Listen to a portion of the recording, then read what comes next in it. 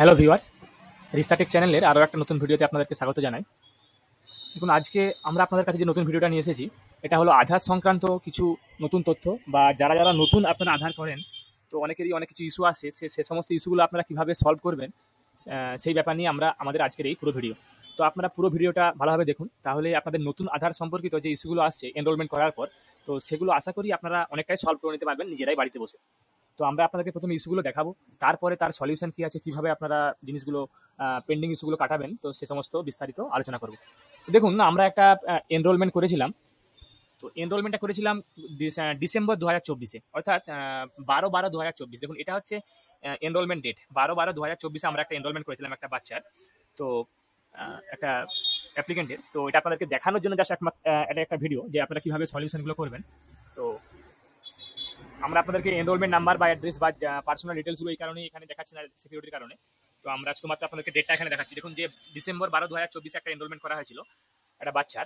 তো এই এনরোলমেন্টটা আজ অবধি, অর্থাৎ 2025-এর ফেব্রুয়ারি অবধি কোনো এর পেন্ডিং আছে আধার এনরোলমেন্ট আন্ডার প্রসেস, এরকম দেখাচ্ছে স্ট্যাটাসটা চেক করার পর।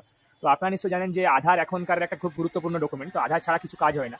তো সেক্ষেত্রে আমরা 1 মাস পর, অর্থাৎ 30 দিন পেরিয়ে যাওয়ার পর একটা কমপ্লেন করেছিলাম 1947, অর্থাৎ কাস্টমার কেয়ারে কল করে। তো সেটাও 1 মাস পেরিয়ে যায়, তারপরেও কোনো প্রসেস আন্ডার প্রসেসে থাকে, কোনো কাজ হয়নি। তো প্রথম যখন আমরা এনরোলমেন্টটা করিয়েছিলাম, তখন কিন্তু দেখুন আমরা স্ট্যাটাসটা অবধি চেক করতে পারছিলাম না। এই যে এরকম টাইপের দেখাচ্ছিল, we are unable to process your request due to temporary outages to our services, please try after sign time, দিয়ে ব্র্যাকেটে এই যে কোডটা ছিল। তো এরকম ইস্যু আসছিল প্রথম 1 মাস। তো তারপরে আমরা 1947 একবার কল করলাম, কল করার পর কিন্তু আমাদের কাছে আন্ডার প্রসেস এসেছিল, কিন্তু আন্ডার প্রসেস এসে তারপরে 1 মাস 1.5 মাস আমাদের তো পেন্ডিং আন্ডার প্রসেসে আছে।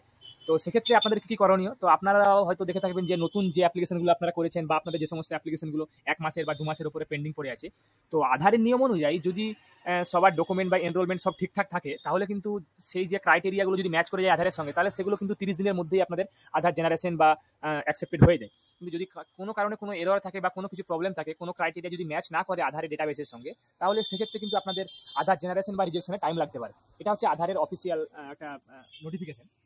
তো আমরা কি করেছিলাম, দেখুন আপনাদেরকে আমরা আধারের অফিসিয়াল ওয়েবসাইট থেকে দেখাবো যে আপনাদের কি করণীয়। প্রথমে আপনারা একটা কাজ করবেন, যদি আপনাদের 1 মাস পরেও কোনো কমপ্লেন 1 মাস পরেও না হয়ে থাকে, আপনাদের পেন্ডিং বা আন্ডার প্রসেস না কেটে থাকে, তাহলে আপনারা কি করবেন, একবার 1947-এ কল করে কমপ্লেন করতে পারেন।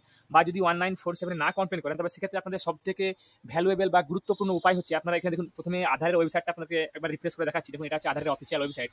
এখানে আসার পর আপনারা কি করবেন, এই দেখুন এখানে একটা অপশন পেয়ে যাবেন, এই যে কন্ট্যাক্ট অ্যান্ড সাপোর্ট। এখানে দেখবেন একটা অপশন থাকবে রিজিওনাল অফিসেস, এখানে ক্লিক করবেন। রিজিওনাল অফিসে ক্লিক করার পরই আমাদের পুরো ভারতবর্ষে যে সমস্ত রিজিওনাল অফিসগুলো আছে, অর্থাৎ স্টেটে যে সমস্ত রিজিওনাল অফিসগুলো আছে, তার ডিটেলস কিন্তু আপনারা এখানে পেয়ে যাবেন। দেখাচ্ছি আপনারা কীভাবে স্টেপ বাই স্টেপ করবেন।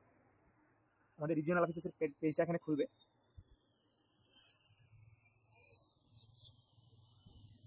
দেখুন, এগুলো হচ্ছে আমাদের স্টেটে, আমাদের ভারতবর্ষের যতগুলো রিজিওনাল অফিস আছে আধারে, তার ডিটেলসগুলো এখানে দেওয়া আছে। দেখুন, এবার দেখুন কোনো হয়তো 4টা বা 5টা স্টেট মিলে একটা রিজিওনাল অফিস আছে। দেখুন, যেমন ব্যাঙ্গালোরের যে রিজিওনাল অফিসটা আছে, তার টোটাল তার মধ্যে 1, 2, 4টা স্টেট এবং একটা ইউনিয়ন টেরিটরি এর মধ্যে কভার করে, যে কর্ণাটক, কেরালা, তামিলনাড়ু এবং পুদুচেরি, এবং তার সঙ্গে লাক্ষাদ্বীপ এর সঙ্গে।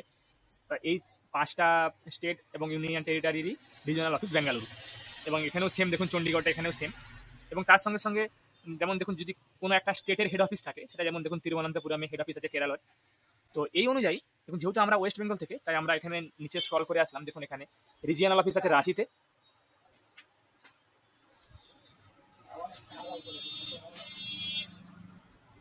দেখুন, এখানে রিজিওনাল হেড অফিস আছে রাঁচিতে, এবং রাঁচির আন্ডারে যে সমস্ত স্টেটগুলো কভার হয়, মানে ঝাড়খণ্ডের যে রাঁচি, তার এই রিজিওনাল হেড অফিসের আন্ডারে টোটাল 3টা স্টেট কভার হয়, একটা ঝাড়খণ্ড, একটা বিহার এবং একটা ওয়েস্ট বেঙ্গল। যেহেতু আমরা ওয়েস্ট বেঙ্গল থেকে এটা কমপ্লেনটা করছি, তাই দেখুন আমাদের স্টেট অফিস কিন্তু একটা কলকাতাতেও একটা স্টেট অফিস আছে, এবং বিহারের পাটনাতেও একটা স্টেট অফিস আছে। তো সেক্ষেত্রে আমরা দেখুন এখানে যে সাইডে, দেখুন এখানে অনেকগুলো অপশন পেয়ে যাবেন রিজিওনাল অফিসের সাইডে, যে যতগুলো স্টেট অফিস আছে তার ডিটেলসগুলো কিন্তু আপনারা এখান থেকে পেয়ে যাবেন। দেখুন, আমরা স্টেট অফিস যে কলকাতা, সেখানে ডিটেলসটা আমরা এখান থেকে নেব। তো আপনারা আপনাদের যে স্টেট অফিস বা যে রিজিওনাল অফিস, সেখান থেকে আপনারা এখান থেকে কন্ট্যাক্ট ডিটেলস এবং অ্যাড্রেসগুলো এখান থেকে পেয়ে যাবেন। তো প্রথমে আমরা দেখুন এখানটায় ক্লিক করবো, স্টেট অফিস কলকাতা। দেখুন, এখানে ক্লিক করার পর আমাদেরকে এখানে আধারের যে স্টেট অফিস আছে ওয়েস্ট বেঙ্গলে কলকাতায়, তার পুরো এখানে ডিটেলস অ্যাড্রেস দেওয়া আছে, এবং তার ফোন নাম্বার ডিরেক্ট ওই অফিসের, আমাদের স্টেট অফিসের ফোন নাম্বার দেওয়া আছে, এবং তার সঙ্গে সঙ্গে একটা ইমেল আইডি দেওয়া আছে, এবং তার সঙ্গে সঙ্গে ওখানে যে IFS ডিরেক্টর, ওনার এখানে ইমেল আইডি দেওয়া আছে।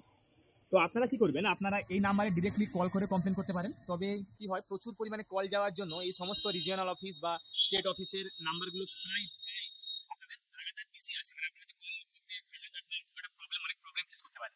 তো সেক্ষেত্রে আপনাদেরকে বলবো আপনারা মেল করে দিতে পারেন। এই দেখুন এখানে মেল আইডিটা আছে dir-rornc@uidi.net.in। তো এই মেল আইডিটা আপনারা এখান থেকে কপি করে নেবেন এবং তার সঙ্গে সঙ্গে আপনাদের যে রিজিওনাল হেড অফিস থাকবে তারও মেল আইডিটা আপনারা এখান থেকে পেয়ে যাবেন। সেই রিজিওনাল হেড অফিসের মেল আইডিটা কপি করে নেবেন।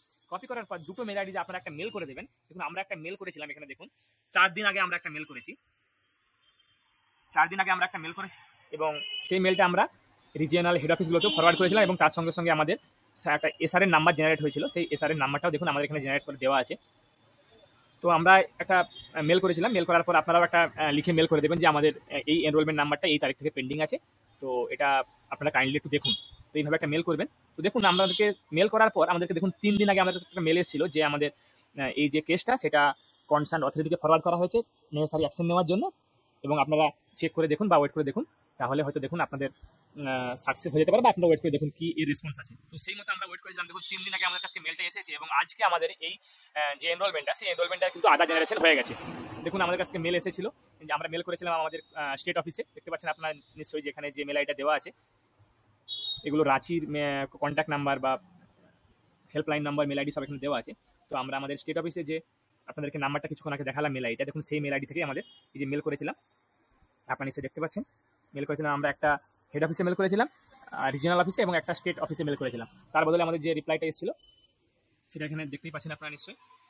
তো এরপরে কিন্তু আমরা আমাদের যে আধারটা জেনারেশন হয়ে গেছে 3 দিন থেকে 4 দিনের মধ্যে কিন্তু আমাদের আধার জেনারেশন হয়ে গেছে। তো আমরা আপনারাও এই সেম প্রসেসে কিন্তু আপনারা মেল করে বা কল করে আপনারা আপনাদের কমপ্লেনগুলো জানিয়ে বা ওনারা যেরকম মতো আপনাদেরকে বলবেন সেরকম মতো স্টেপগুলো আপনারা ফলো করলে আপনাদের এই দীর্ঘদিনের যে আধারের যে পেন্ডিং ইস্যু বা যে সমস্ত প্রবলেমগুলো সেগুলো কিন্তু আপনারা খুব সহজেই সলভ করতে পারবেন।